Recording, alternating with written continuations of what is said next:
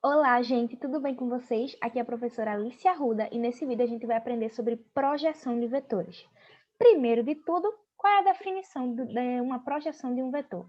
Vamos ler, gente. Olha, a projeção de um vetor qualquer f, certo? Qualquer vetor f, u, qualquer letra que você quiser dar ao vetor, um vetor qualquer. Eu chamei de f. Sobre um eixo, é a componente do vetor f na direção desse eixo, certo? E agora vamos ver isso aplicado a este vetor específico, tá? Isso aqui é uma definição geral e a gente vai ver para esse vetor específico aqui. Bem, eu estou dizendo que a projeção tem que ser a componente do vetor na direção do eixo. Então, eu vou desenhar aqui, gente, o meu eixo y e o meu eixo x para a gente poder determinar quem é a projeção do meu vetor f1 sobre o eixo x. Pela definição, gente, é a componente de f1 na direção do eixo x. Então, a projeção é esse vetor aqui em azul, certo? E quem é a projeção de f1 no eixo y, na direção de y? É essa daqui. Gente, não fique confuso, tá? Porque como ele está dizendo que é na direção desse eixo, veja, esse daqui está na mesma direção de y, então é a projeção de f1 em y, certo? Se você quiser, você também pode desenhar em cima do eixo y, sem problema nenhum. Você pode simplesmente desenhar aqui. Pela definição de vetor, você já deve saber que isso aqui é exatamente o mesmo vetor, certo? Eu só quis colocar aqui para ficar mais fácil a visualização de quê? A visualização disso aqui, ó. Que f1, gente, pode ser dado como a soma de vetores de f1 de x mais f1 de y. Ou seja, a soma das duas projeções vai dar o vetor. Por quê? Por soma de vetores, né, pessoal? Esse daqui mais esse dá esse. E preste atenção em mais um detalhe. Essas duas projeções fazem um ângulo reto. Ou seja, isso aqui é o quê? Isso aqui é um triângulo retângulo. Se é um triângulo retângulo, aqui dentro vale o teorema de Pitágoras, pessoal. Então, para eu calcular o módulo, certo? Deste meu vetor aqui, eu posso usar o teorema de Pitágoras, que me diz que o módulo desse vetor ao quadrado é igual a projeção dele sobre o eixo x ao quadrado, mais a projeção dele no eixo y ao quadrado. Certo? Mas, gente, esse teorema de Pitágoras ele só é útil quando a gente tem pelo menos dois desses módulos e está tentando determinar um terceiro que a gente não sabe. Nesse caso aqui, imagine que você só tem o módulo de f1 e você não sabe nem o módulo da projeção dele no eixo y, nem o módulo da projeção dele no eixo x. Então, o teorema de Pitágoras fica meio que inútil, né? Nessa situação, para a gente determinar. Então, a gente usa a projeção de vetores para fazer isso. O que é isto? Nós vamos precisar do ângulo que o nosso vetor faz ou com o eixo x ou com o eixo y, tá? Qualquer um dos dois. Nesse caso aqui, para o exemplo, gente, eu vou pegar o ângulo que o F1 está fazendo com o meu eixo x, tá? Eu vou usar esse ângulo alfa, que é o ângulo que esse daqui está fazendo com o eixo x, certo? Olha para a figura e vê isso, certo? Quem seria o ângulo que F1 faz com o eixo y? Seria este ângulo beta aqui. Esse aqui é o ângulo de F1 com y. E, gente, beta mais alfa dá quanto? 90 graus, tá? Porque isso aqui é um ângulo reto, certo? Agora que a gente já relembrou esses conceitos, vamos seguir em frente. Olha, vocês lembram disso aqui, que vocês já estudaram, certo? Sobre o quê? Sobre um triângulo retângulo. Se a gente tem este ângulo alfa aqui, eu posso dizer que para o ângulo alfa, o seno desse ângulo alfa é o cateto oposto dividido pela hipotenusa. Cosseno deste ângulo alfa é o cateto adjacente dividido pela hipotenusa. Por que eu estou falando do ângulo alfa? Porque você pode calcular o seno e o cosseno e a tangente para esse outro ângulo aqui, que seria o ângulo beta. Já para beta, esse daqui seria o cateto oposto a beta. E esse daqui seria o cateto adjacente a beta, certo? Ou seja, você pode usar qualquer um dos dois ângulos. Mas a nível de exemplo, aqui a gente está usando só esse ângulo alfa, gente. O ângulo alfa, tá? Certo. Então, calculando para o ângulo alfa, vamos calcular este seno e este cosseno para esse ângulo, sabendo que isso aqui é um triângulo retângulo. E aí, gente, como é que eu calculo isso, né? A gente acabou de rever. Seno do alfa é o cateto oposto. Quem é o cateto oposto? F1 de y. sobre quem? A hipotenusa, que é o meu F1. Enquanto que o meu cosseno de alfa é o cateto adjacente F1 de x dividido pela minha hipotenusa F1, certo? Tá.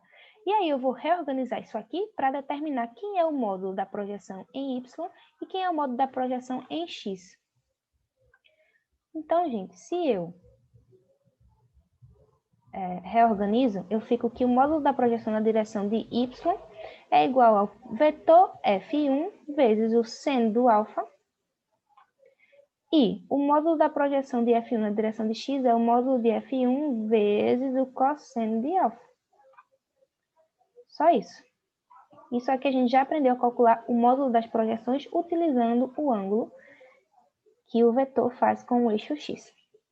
Bem, pessoal, é isso aí. Agora a gente vai aprender, né, a resolver um problema físico e ver por que que isso é útil, por que que decompor um vetor nas componentes dele no eixo x e no eixo y facilita a vida da gente, tá?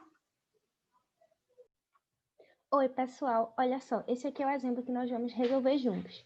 Eu tenho uma partícula aqui e nela estão atuando 4 forças. A força 1, que ela aponta no sentido positivo do eixo, na direção do eixo x. A força 2, que atua na diagonal aqui. A força 3, que atua no sentido negativo na direção de y. E a força 4, que é essa daqui, que atua na diagonal.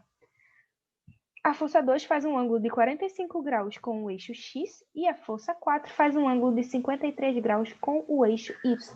A pergunta é, qual é a força resultante que atua nessa partícula aqui? Vamos calcular. Pessoal, aqui eu tomei a liberdade de reescrever o desenho. Sei que esse daqui tem 53. Quanto é 90 menos 53? 37. Então, esse ângulo aqui é 37 graus, certo? Agora, vamos lá. A gente precisa calcular qual é a resultante das forças em cada um dos dois eixos, certo? Então, primeiro, gente, para o eixo x, quem é que eu vou achar? Para o meu eixo x, eu tenho que o desenho vai ser esse daqui, ó. Eu vou ter 3 forças no meu eixo x. Vou ter a força 4, vou ter a projeção da força 3 no eixo x e vou ter a projeção da força 2 no eixo x. Olha, gente, se esse aqui é o sentido positivo do x, então, tanto a força 4 quanto a força 3 apontam no mesmo sentido, ou seja, elas são positivas, enquanto a força 2 está no sentido negativo, então ela é negativa, certo? Vou calcular a força 4, eu já tenho. A força 2, gente, eu preciso da projeção da força 2 em x. Então, eu vou usar o quê? O cosseno, 45 graus, vezes o módulo da força 2. Vou achar 14 newtons.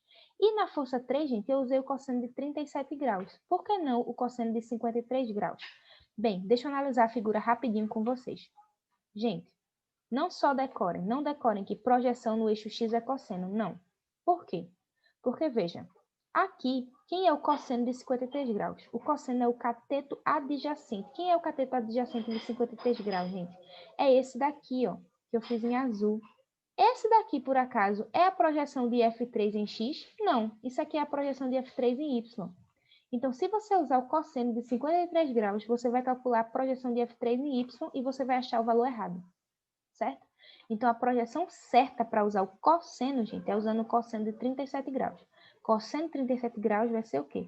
Cateto adjacente, que vai ser este daqui, que é exatamente a projeção de F3 em x, certo? Então, é por isso que a gente usou o cosseno de 37 graus. Se você quisesse usar 53 graus, aqui você teria usado seno de 53 graus, certo? Substituí os valores do cosseno do F3 e achei, gente, que a minha força resultante no eixo x é 20 newton, certo? Ou seja, é positiva, aponta no sentido positivo do eixo x. Vou fazer a mesma conta, gente, da força resultante no eixo y. Desenhei aqui minhas forças e percebo que só quem aponta no sentido positivo do eixo y é a projeção da força 2 no eixo y. Então, ela é a única positiva, as outras duas vão estar subtraindo, certo? Ah, e por que na soma vetorial está todo mundo se somando? Gente, porque isso aqui é uma soma de vetores e aqui eu estou olhando para os módulos, certo? Então, aqui eu boto menos, mas na soma de vetores é todo mundo mais porque eu estou somando os vetores e não os módulos deles, certo? Aqui, gente, calculamos a projeção de cada um dos vetores, certo? Eu quero que vocês pausem o vídeo e tentem fazer a conta. E aí, achei que a força resultante em Y é menos 15 graus, menos 15 newton, desculpa, menos 15 newton. E aí, pessoal, isso aqui é a força resultante em Y, menos 15 newton, apontando na direção de Y. Ou seja, meu desenho vai ser algo mais ou menos desse tipo. Minha força resultante em X deu positiva 20 newtons e minha força resultante em Y deu negativa menos 15. Então, um pouquinho menor do que a força resultante em X. E se eu somar as duas, eu tenho o meu vetor resultante, minha força resultante, que vai apontar para cá. E quem é o módulo desse vetor aqui? Pelo teorema de Pitágoras, nós achamos que a nossa força resultante ao quadrado vai ser igual à projeção da força resultante em x ao quadrado mais a projeção da força resultante em y ao quadrado, e que vai dar uma força resultante total de 25 newtons. Gente, espero ter ajudado vocês. Até a próxima!